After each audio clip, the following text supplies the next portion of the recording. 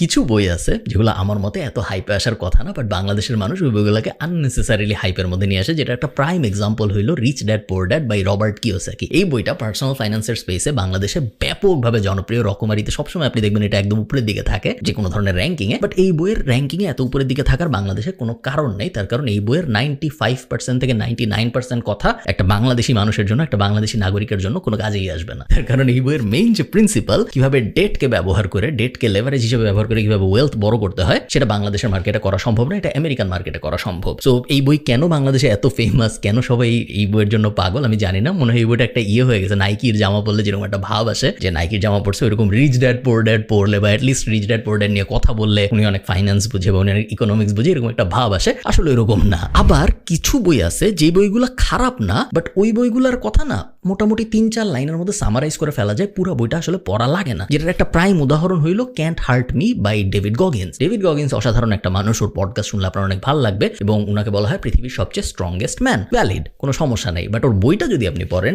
Can't Hurt me, আপনি বুঝতে পারবেন যে বইয়ের ভিতরে ঘুরে ফিরে একই কথাই বারবার বলা হয়েছে যে আমি অনেক স্ট্রং, আমার মন দিয়ে আমি যদি চাই তাহলে যে কোনো কিছু করা সম্ভব, বডি দিয়ে যে কোনো কিছু করানো সম্ভব যদি মন চায়। এবং ওটার উপরে ওনার নিজের জীবনের বিভিন্ন কাহিনী বসায় একটা 300 পেজের বই বানানো হয়েছে। খুব একটা খারাপ বই না, বাট আমি অবশ্যই এটা রেকমেন্ড করবো না আপনি পড়তে। হ্যাঁ, অবশ্যই সময় থাকলে আপনি পড়তে পারেন, বাট না পড়লে আপনি খুব বড় কিছু মিস করবেন, এরকম না। এই ভিডিওতে আমি 5টা বইয়ের কথা বলবো, যে 5টা বই আমার মতে আপনার অবশ্যই পড়া উচিত। এবং এই ভিডিওর শেষে আপনাদের জন্য একটা স্পেশাল ফ্রি গিফট আছে, তাই ভিডিওটা না টেনে পুরোটা দেখবেন বলে আমি অনুরোধ করছি। প্রথম বই 10 Cities That Led the World by Paul Strathern. বইটার ইমেজটা আপনারা খুব সুন্দরভাবে দেখতে পারতেছেন আমার হাতে, গ্রাফিকটা খুব সুন্দর, একটা ইজিপশিয়ান ভাইব আছে। এবং 10 Cities That Led the World আমার খুব পছন্দের একটা বই, কারণ ইতিহাসের সব বই বেশ interesting, but 10 Cities That Led the World specially interesting কারণ আপনারা নাম শুনে বুঝতে পারতেছেন এখানে 10টা শহর নিয়ে কথা বলা হয়েছে, যে 10টা শহর বিভিন্ন সময় পৃথিবীর সভ্যতার ইতিহাসে খুব বড় ধরনের ভূমিকা রেখেছে। তো অটোমান এম্পায়ার কিভাবে পুরো পৃথিবী শাসন করেছে, টার্কি কেন এত পাওয়ারফুল ছিল, গ্রিক সভ্যতা কেমন ছিল, অ্যারিস্টটল প্লেটোরা আসলে কেন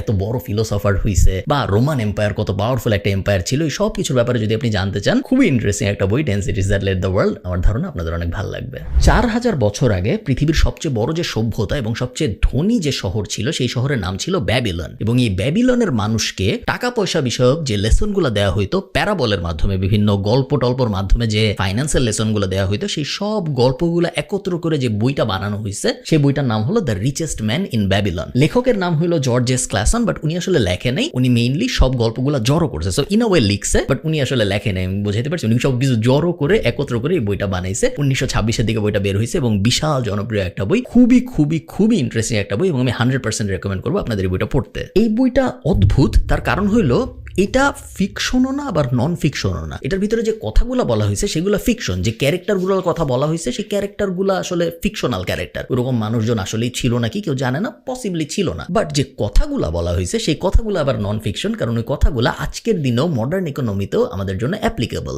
বইয়ে অনেকগুলো সুন্দর লেসন আছে, বাট তার মধ্যে একটা লেসন যেটা আমার অনেক পছন্দ, সেটা হলো দ্য 5 Laws of Gold। লগুলা বা রুলগুলা অনেক সাধু ভাষায় লেখা। তারপরে আমি আপনাদের প্রথম লটা পড়ে শুনে, আপনারা স্ক্রিনেও দেখতে পারবেন। Gold cometh gladly and in increasing quantity to any man who will put by not less than 1/10 of his earnings to create an estate for his future and that of his family। সোজা বাংলা যদি বলার চেষ্টা করি, আপনার যে income, এখানে gold দিয়ে বলা হয়েছে কারণ ওই সময় সবাই গোল্ডে ইনকাম করতো, ওই সময় তো অন্য কোনো কারেন্সি ছিল না, বাট আপনার কারেন্সির জন্য এটা অ্যাপ্লিকেবল। মেইনলি উনি যেটা বলার চেষ্টা করছে সেটা হলো আপনার আয়ের 10 ভাগের 1 ভাগ যদি আপনি জমায় রাখেন এবং আপনার এস্টেট বা কোনো একটা অ্যাসেটে ইনভেস্ট করেন, তাহলে আপনার কখনোই পেছনে ফিরে তাকাতে হবে না। এটা হলো 5টা রুলের 1 নম্বর রুল। 2 নম্বর রুল হলো গোল্ডকে আপনি যদি কোনো একটা কাজে ব্যবহার করাইতে পারেন তাহলে আপনি খুবই স্মার্ট হবেন এবং তাহলেই আপনার কখনো গোল্ডের শর্টেজ হবে না। এখানে উনি কাজের ব্যবহার বলতে মেইনলি বুঝাইছে আপনি যদি গোল্ড কাউকে লোন দেন, তখনকার ব্যাবিলনের আমলে এটাই ছিল অপশন, বাট মেইনলি আমরা সোজা বাংলায় আজকের দিনে ধরে নিতে পারি আপনি যদি আপনার টাকা ইনভেস্ট করেন তাহলে আপনি, এবং আপনি যদি স্মার্টলি ইনভেস্ট করেন তাহলে আপনার কখনোই টাকার শর্টেজ হবে না। 3rd রুল হলো গোল্ড আপনি যখন ইনভেস্ট করবেন, আমি বাংলা করে বলতেছি, ইংলিশটা অনেক কঠিন, আপনার আমারও বোঝাইতে অনেক কষ্ট হবে, বাট মেইনলি 3rd রুলে বলা হয়েছে যে আপনি যদি ওয়াইজ ম্যানদের কথা শুনে আপনার গোল্ড ইনভেস্ট করেন তাহলে আপনার গোল্ড সবসময় সেফ থাকবে,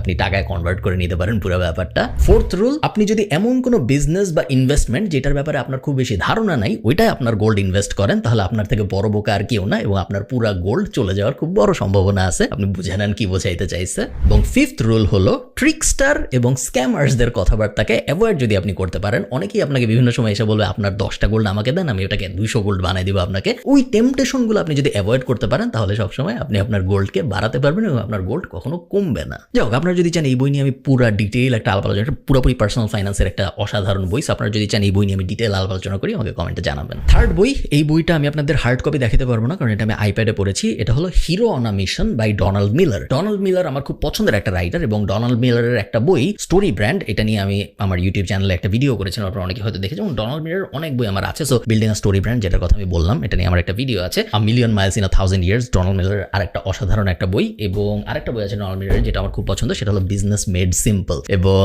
যেই বইটা নিয়ে আজকে আমি কথাবার্তা বলতেছি ওইটাই তিনটার একটাও না, সেটা হলো Hero on a mission.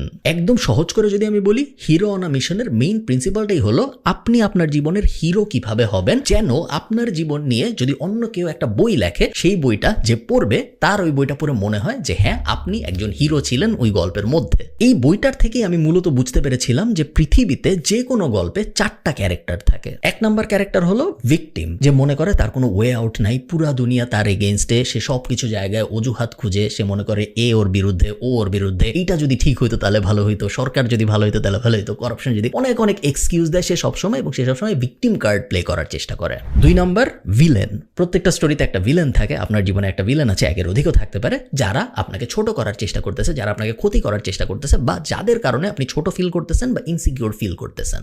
Third, the hero. এটা হলো main character of any story. আপনার জীবনের হিরো অবশ্যই আপনার হওয়া উচিত, যে কোনো একটা কিছু অ্যাচিভ করার চেষ্টা করতেছে এবং ওই অ্যাচিভ করার পথে তাকে যে হেল্প করতেছে সে হলো 4th ক্যারেক্টার, যাকে বলা হয় অ্যাসিস্ট্যান্ট বা গাইড। এবং এই গাইডের কাজ হলো হিরোকে বিভিন্ন কোয়েস্ট অ্যাচিভ করতে হেল্প করা। এই 4টা মূল ক্যারেক্টার থাকতে হয় যে কোনো একটা পারফেক্ট গল্পের জন্য, এবং এই পুরা গল্পের স্ট্রাকচারটা এবং স্ট্র্যাটেজিটা ডোনাল্ড মিলার না থাকলে আমি হয়তো কখনো শিখতাম না। ডোনাল্ড মিলারের বইয়ের আরেকটা খুব ইন্টারেস্টিং জিনিস ছিল back seat versus front seat analogy. আপনি যদি আপনার জীবনকে একটা গাড়ির যাত্রার সাথে কল্পনা করেন এবং আপনি যদি চিন্তা করেন আমি ওই গাড়ির পিছনের সিটে বসে আছি, তাহলে আপনি আসলে মূলত ড্রাইভারের উপর ডিপেন্ড করতেছেন। ড্রাইভার যেদিকে নিয়ে যাবে ওইদিকে আপনার যেতে হবে। হ্যাঁ, আপনি ড্রাইভারকে বলতে পারেন যে ভাই আপনি ডানে যান, ভাই আপনি বামে যান, ভাই আপনি জোরে চালান, আস্তে চালান, বাট ইভেনচুয়ালি ড্রাইভারের ইচ্ছা, ড্রাইভার আপনাকে কোন দিকে নিয়ে যাবে, আস্তে চালাবে না জোরে চালাবে, আপনি ঠিক মেইন ক্যারেক্টার না, আপনি supporting cast. On the other hand, আপনি যদি অ্যাকচুয়ালি গাড়ির ড্রাইভার হইতে পারেন, সেই ক্ষেত্রে আপনি হয়তো ভুল দিকে যেতে পারেন, ওই রিস্কটা আপনার উপর চলে আসে। এখন আমি ভুল ডিসিশন নিতে পারি, আমি ডানে না যে বামে গেলে হয়তো অনেক বিপদ হইতে পারে, বা vice versa, but decision making এর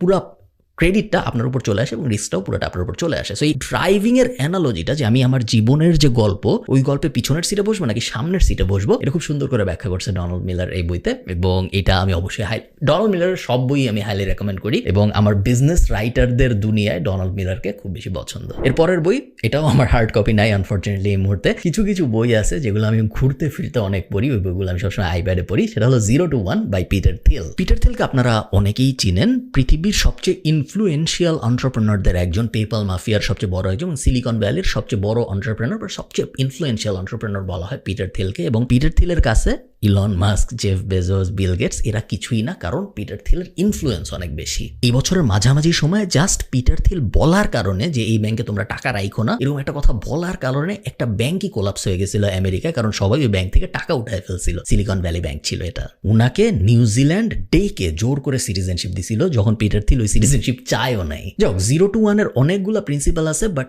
আমার যে মেইন প্রিন্সিপালটা পছন্দ সেটা হলো horizontal thinking versus vertical thinking. উনি মেইনলি বোঝাতে চাইছে যে 0 থেকে 1-এ যাওয়া এবং 1 থেকে 2-এ যাওয়া একই ব্যাপার না। আমি একটু এক্সপ্লেইন করে সহজ বাংলায় বোঝাই, আপনাদের বুঝতে সুবিধা হবে। 0 থেকে 1-এ যাওয়া মানে হলো একটা জিনিস ছিল না, ওই জিনিসটা আপনি ক্রিয়েট করতেছেন। আর 1-এর থেকে 2-এ যাওয়ার মানে হলো একটা জিনিস ছিল, ওটার উপরেই আপনি অন্য কোনো একটা কিছু ডেভেলপ করতেছেন। আমরা একটা এক্সাম্পল দিই, তাহলে অনেক বুঝতে সুবিধা হবে আমাদের। মনে করেন আপনি ঠিক করলেন আপনি অ্যামাজনে প্রোডাক্ট বিক্রি করবেন। অ্যামাজন অলরেডি আছে, আপনি একটা স্টোর বানাইলেন অ্যামাজনের ভিতরে এবং তারপরে আপনি কোনো প্রোডাক্ট বিক্রি করা শুরু করলেন। এটা হলো 1 থেকে 2-এ যাওয়া। ভার্সেস মনে করেন পৃথিবীতে ই কমার্সই নাই, আপনি নতুন একটা জিনিস আবিষ্কার করলেন যেটা নাম হলো ই কমার্স, যেখানে অনলাইনে ওয়েবসাইট থেকে কোনো একটা কিছু কেনা যাবে। এটা হলো 0 থেকে 1-এ যাওয়া। তো পিটার থিল ওনার এই বইয়ের মধ্যে বলছে যারা 0 থেকে 1-এ যাওয়ার কোনো একটা প্রোডাক্ট বা সলিউশন বাইর করতে পারে তারা সবসময় পৃথিবীকে বদলায় দেয়, এবং যারা 1 থেকে 2-তে যাওয়ার সলিউশন বাইর করে তারা ওই অনুযায়ী এফেক্ট ফেলতে পারে না পৃথিবীতে, কম্পেয়ার টু 0 to 1। এই বইয়ের একটা কোট আমার অনেক পছন্দ, আমি আপনাদের সাথে শেয়ার করবই। ব্রিলিয়েন্ট থিঙ্কিং ইজ রেয়ার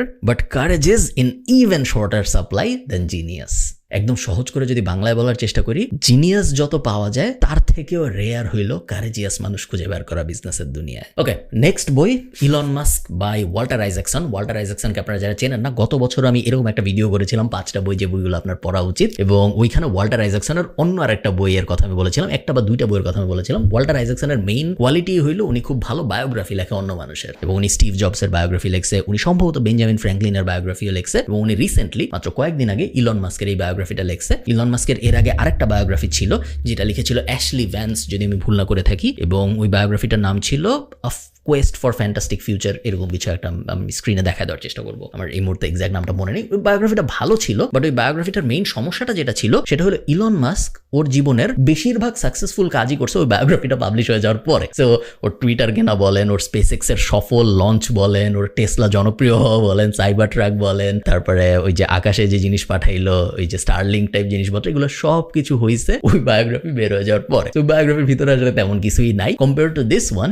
এটা অনেক বেশি কমপ্লিট, ভয়ঙ্কর মোটা একটা বই, 600-700 পেজের একটা বই, বাট আপনি খুব ইজিলি পড়তে পারবেন। বইটা লেখাও হয়েছে খুব সুন্দর করে, এবং কাহিনীটাও যেহেতু অনেক বেশি ইন্টারেস্টিং, সো আপনার কোনো সময় মনে হবে না যে এই আমি কি পড়তেছি, এটা রেখে দেই, এটা একটা টেক্সট বুক, এরকম আপনার কখনোই মনে হবে না। এবং অনেক ইন্টারেস্টিং জিনিসপত্র আমি জানছি ইলন মাস্কের ব্যাপারে, যেগুলো হয়তো আমি এই বইটা ছাড়া অন্য কোনো জায়গা থেকে, কোনো পডকাস্ট বা হাবিজাবি কোনো জায়গা থেকে জানতে পারতাম না। যেমন ইলন মাস্কের দাদা একবার গাড়িতে এক জায়গা থেকে আরেক জায়গায় যাচ্ছিল সাউথ আফ্রিকায়, যাইতে যাইতে রাস্তায় উনি দেখে একজন মানুষের উঠানে ব্যাকইয়ার্ডে একটা প্লেন পার্ক করা 2 সিটের। এটা দেখে ইলন মাস্কের দাদার মনে হয়েছে যে আমি প্লেন চালানো শিখবো, এবং উনি ওনার গাড়ি থামায় ওই লোকের কাছে গেছে, যে বলছে যে ভাই আপনি কি আপনার প্লেন বেচবেন নাকি। তো ওই লোক নেগোসিয়েশন হওয়ার পরে রাজি হয়েছে বেচতে। সমস্যা হইলো ইলন মাস্কের দাদা তো প্লেন চালাইতে পারে না, তো এখন উনি যখন ওই লোক বলছে যে হ্যাঁ আমি প্লেন বেচবো, তো এখন উনি প্লেন নিয়ে যাবে কিভাবে। তো উনি ওইখানে বসে অনেক যোগাযোগ করে শেষ পর্যন্ত একটা পাইলট খুঁজে বের করছে, যে পাইলট ওই প্লেন ওনার সাথে চালায় ওনাকে ফেরত নিয়ে আসছে ওনার বাড়িতে। এরকম অদ্ভুত কাহিনী। প্লাস আপনাদের যদি ইলন মাস্কের বিবাহিত দুনিয়া বা ওনার ছেলে পেলের, ওনার যে 11টা বাচ্চা আছে, ওই বাচ্চার দুনিয়া, পার্সোনাল লাইফে অনেক আগ্রহ থেকে থাকে, সেই ক্ষেত্রে এটা খুব ইন্টারেস্টিং একটা বই, কারণ এই বই ইলন মাস্কের পার্সোনাল লাইফের অনেক ভেতরে চলে গেছে, যেটা আগে কোথাও অন্য কোনো জায়গায় ওভাবে ইলন মাস্কের পার্সোনাল লাইফের ভিতরে কেউ যায় নাই। সো হ্যাঁ, মাস্ক বায়োগ্রাফি 100% রেকমেন্ডেড, অবশ্যই আপনার পড়া উচিত। আচ্ছা, লাস্ট বইয়ে যাওয়ার আগে গিফটার ব্যাপারে বলে নেই। এই ভিডিওটা যেহেতু বই নিয়ে, সো আপনার যেটা করতে হবে তেমন জটিল কোনো কিছু করতে হবে না। আপনার এই ভিডিওটার নিচে কমেন্ট করতে হবে একটা বইয়ের কথা। এটা হইতে হবে আপনার পছন্দের একটা বই, যে বইটা আপনি 2024-এ পড়তে চান বা 2025-এ পড়তে চান, এবং এই বইটা আপনি পেলে আপনার জন্য অনেক ভালো হইতো। আপনি জাস্ট ইউটিউব ভিডিওর নিচে আপনার বইয়ের নামটা কমেন্ট করবেন, এবং ইউটিউব ভিডিওটা পাবলিকলি শেয়ার করবেন যেন আপনাকে খুঁজে পাইতে পারি। এই দুইটা কাজ করার পরে আমি ইউটিউব ভিডিওর কমেন্টের মধ্যে থেকে 10 জনকে কমেন্টের রিপ্লাই আমি জানাবো যে আপনাকে আমি সিলেক্ট করেছি, এবং আপনাদের 10 জনের বাসায় আপনি যেই বইয়ের নামটা কমেন্টে লিখেছেন, একটা বইয়ের নামই লিখবেন, এর বেশি লিখবেন না, 10টা বই পাঠিয়ে দেওয়া হবে আপনাদের 10 জনের বাসায়। ওকে, লাস্ট বই আমাদের লিস্টে how to be a capitalist without capital by Nathan Latka. এই বইটারও হার্ড কপি আমার হাতে নাই, আপনারা দেখতেই পাচ্ছেন, সো স্ক্রিনে আপনাদের দেখায় দেওয়া হবে। How to be a capitalist without capital একটা ইন্টারনেট এন্টারপ্রেনারদের জন্য লেখা বই। সো আপনি যদি ইন্টারনেট এন্টারপ্রেনার হন, যে আমি একটা গুগল ক্রোমের ভিতরে একটা অ্যাপ কিভাবে ক্রোম প্লাগইন পাবলিশ করব, বা অন্য আরেকজন একটা ক্রোম প্লাগইন পাবলিশ করছে ওইটা আমি কিভাবে কিনে নিব, বা একটা ওয়েবসাইটের ভিতরে কিভাবে অ্যাড বসায় ইনকাম করতে হয়, এই ধরনের হ্যাকি টাইপ জিনিসপত্র ইন্টারনেট এন্টারপ্রেনাররা সাধারণত যে ধরনের জিনিসপত্র নিয়ে ডিল করে, এরকম জিনিসপত্র যদি আপনার আগ্রহ থেকে থাকে, তাহলে how to be a capitalist without capital আপনার জন্য খুব খুব খুব ফান একটা রিড হবে বলে আমার মনে হয়। এই বইয়ের স্পেশালিটি হইলো, এই বইয়ের ভিতরে এটা যেহেতু যিনি লেখছেন নেথান লাটকা, উনি মেইনলি একজন পডকাস্ট হোস্ট প্লাস স্যাস বিজনেসের উপরে অনেক কাজকর্ম করছে।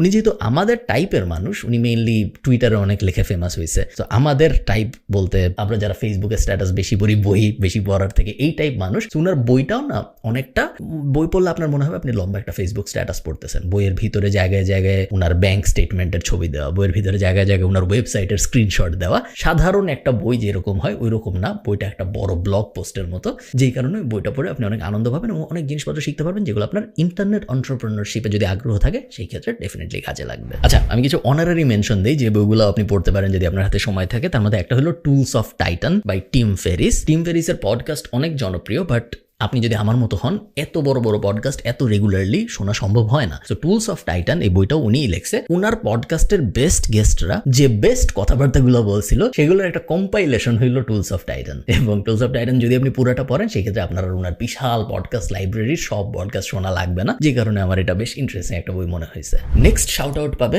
জাফর ইকবাল, নকশা কাটা কবজ। আমি এবারের বই মেলায় এই বইটা বের হয়েছে সম্ভবত, নকশা কাটা কবজ। জাফর ইকবালের বই ইদানিং কালে আমি আর পড়ি নাই রিসেন্ট সময়ে, বাট নকশা কাটা কবজ পড়ে আমার বেশ ভালো লাগছে। বেশ ইন্টারেস্টিং একটা হরর বই, আপনি যদি না পড়ে থাকেন তাহলে অবশ্যই পড়তে পারেন। তারপরের রেকমেন্ডেশন, আমার সব বইয়ের রেকমেন্ডেশনের ভিডিওতে একটা বই 100% থাকে, সেটা হইল গিয়া অপেক্ষা। এখানেও আছে হুমায়ুন আহমেদের একটা বই, বা ইন জেনারেল বাংলা সাহিত্যের একটা বই যদি আপনার পড়তে হয় আমি বলবো অপেক্ষা পড়তে।